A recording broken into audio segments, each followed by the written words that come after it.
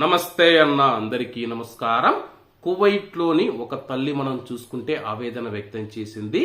Social media వేదికగా ప్రస్తుతం ఒక పోస్ట్ వైరల్ అవుతూ ఉంది. కువైట్లో ఇటీవల కాలంలో అమ్మాయిలు ఎవరైతే ఉన్నారో నైట్ కల్చర్, నైట్ సంస్కృతికి అలవాటు పడిపోతూ ఉన్నారని చెప్పేసి చాలా మంది నైట్ పూట బయటికి వెళ్లి పార్టీలలో పాల్గొంటూ ఉన్నారు. పిలిచినా గాని, తల్లిదండ్రులు ఫోన్ చేసి పిలిచినా కానీ మేము స్నేహితుల ఇంట్లో ఉన్నామని చెప్పేసి అబద్ధాలు చెబుతూ ఉన్నారు. ఎవరైనా సరే మీ యొక్క పిల్లలు, ముఖ్యంగా అమ్మాయిలు కానీ అబ్బాయిలు కానీ ఎవరైనా రాత్రిపూట బయటికి వెళ్తానంటే దయచేసి పంపించవద్దండి. మీ యొక్క పిల్లల బంగారు భవిష్యత్తును మీరే నాశనం చేసిన వారు అవుతారని చెప్పేసి తల్లిదండ్రులకు ఒక కువైటీ మహిళ, ఒక తల్లి అయితే సూచించడం జరిగింది.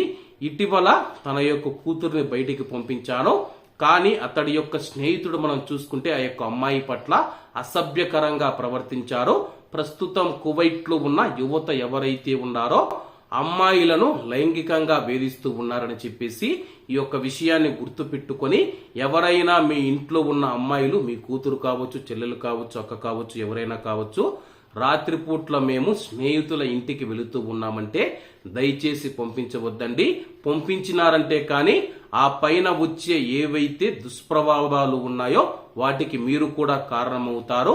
ఎందుకంటే కానీ అమాయక ఆడపిల్లలు ఎవరైతే ఉన్నారో వాళ్ళని నమ్మి వెళుతూ ఉన్నారో అక్కడికి ఎవరైతే పురుషులు, అబ్బాయిలు ఎవరైతే ఉన్నారో అక్కడికి వచ్చి అసభ్యకరంగా ప్రవర్తిస్తూ ఉన్నారో మరికొన్ని సందర్భాలలో వాళ్ళు చేయవలసింది చేసేసి వెళుతూ ఉన్నారని చెప్పేసి దీంతో అమ్మాయిల జీవితాలు నాశనం అవుతూ ఉన్నాయి.